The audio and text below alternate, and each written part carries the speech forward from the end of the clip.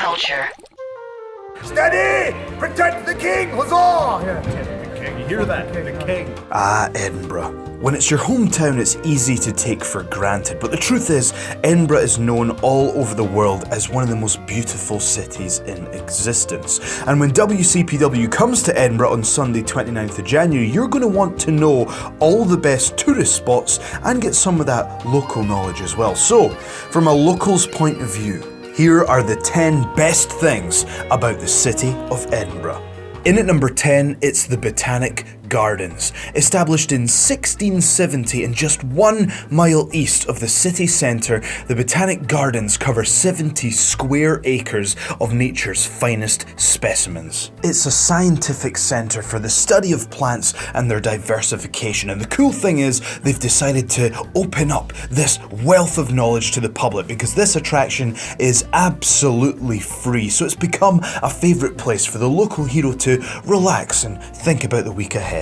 Number 9. The National Museum of Scotland. Now I know what you're thinking, what on earth is a museum of all places doing in a top 10 list of fun things to do in Edinburgh? Well, here's the thing, this is a museum that's actually fun to go to. It's great for families, it's great for couples, it's great for people who don't have anyone to spend time with, because from dinosaurs to Formula 1 cars to hot air balloons that function indoors, the museum has something for everyone, and they even host their own ceilidhs from time to time.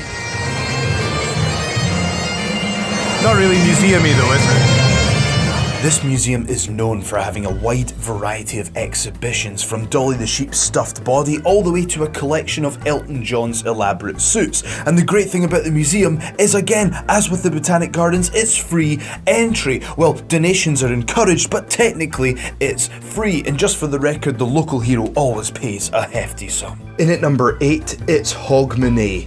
New Year is a massive celebration all over the world, but Edinburgh likes to do it in style, because every year it's estimated that over 150,000 people make their way to our beautiful capital city to celebrate the new year with us. We've got ceilidhs, we've got a torchlight procession, but the centrepiece of Edinburgh's Hogmanay has to be the world famous street party, which is one of the biggest outdoor New Year's celebrations in the world, and it is amazing and something that you have to experience at least once in your life. Number 7.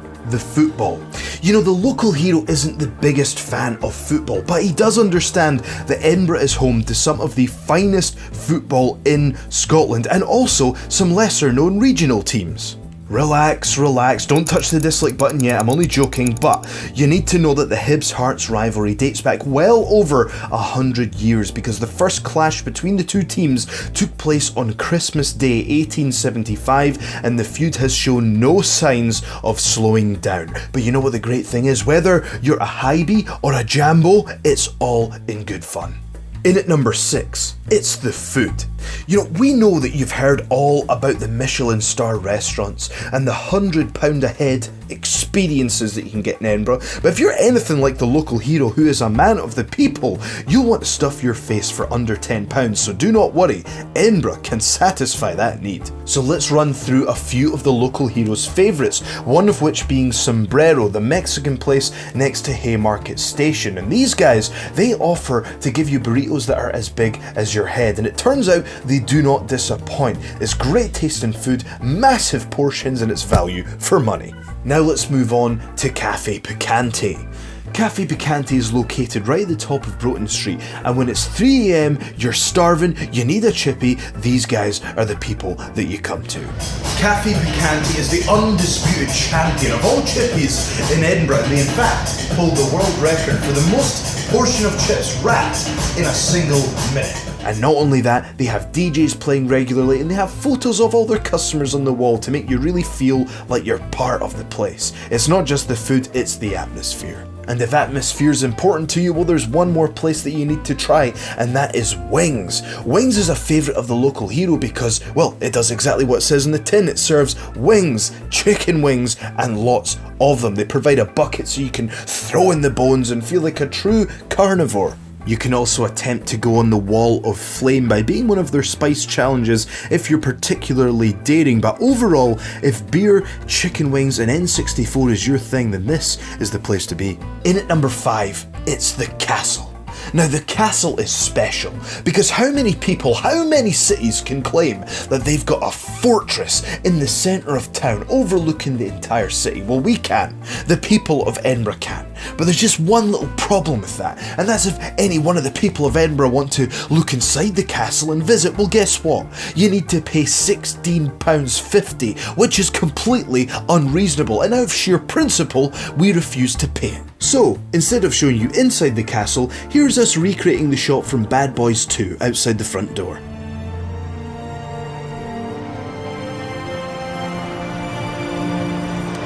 Just got real. Throughout history, historians have wondered, where did the term jabroni come from? Well, that fateful phrase said by the Rock dates all the way back to 1625. You can see it right here in this sign where the king referred to his enemies as baronies. Now it's been passed on through generation and generation, and they've added ja, which means to turn something sideways, shine it up and forcefully insert it into the anus area. Number 4. The pubs. Edinburgh has a whole host of legendary pubs, amazing pubs such as the Tron, Robbie's, Hector's, The Last Drop, The World's End, Carrier's Quarters, Cask and Barrel, The Three Sisters, Bannerman's, and so many more. There's too many to mention, but there seems to be one that stands above all others when it comes to legendary status and the appeal of the locals. That pub is the Portaleith. The Portaleith is world famous for its atmosphere, and it's a destination point for people visiting the city who want to experience that true Edinburgh city culture. But just be careful, you should know what you're getting yourself into, because this is a rowdy pub, and until very recently people were encouraged to dance on the bar. But the heart and soul of this pub is well and truly alive, and it's absolutely loved by the locals, and there's memorabilia all over the walls, each with its own unique backstory. You need to visit this place for yourself, but go on a Friday or Saturday to get that true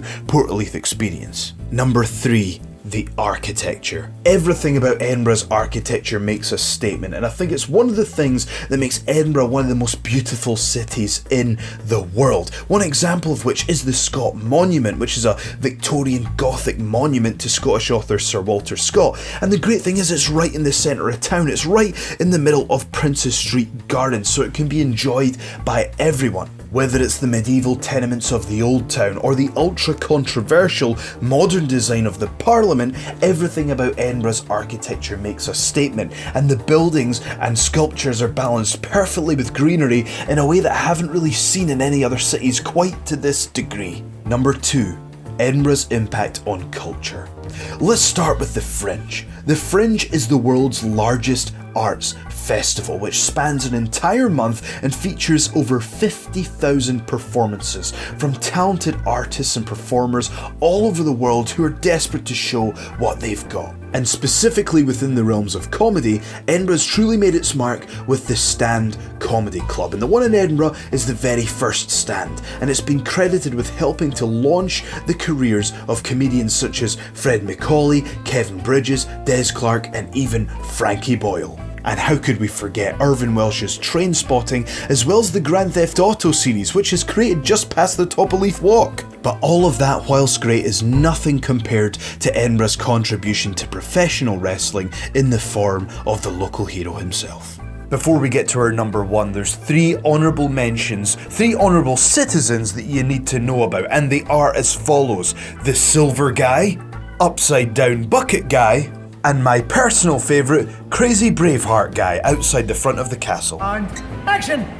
See, a female dog's called a bitch, you know what I mean? So, we'll be a bear bitch, he's a dog. And steady! Protect the king! Huzzah! Yeah, protect the king. You hear that? The king. Okay, which king are with him? What's the king? You know, I've got a friend who's a historian like me, and he's well-to-do and la-di-da. He does not swear behind the scenes. He swears behind the scenes, not in front of the scenes. I swear in front of the scenes. And that brings us to our number 1, the views. The views that you can see in Edinburgh are absolutely unbelievable. unbelievable. You know, some people like to overlook the city, standing on top of Calton Hill, which is amazing, but for me, there's one peak, one place you have to go to overlook the entire city, and that is Arthur's Seat. Much like the rock that Edinburgh Castle was built on top of, Arthur's Seat was formed by an extinct volcano. The peak can be reached from a variety of different starting points and is an absolute favourite, not just with tourists, but with locals as well.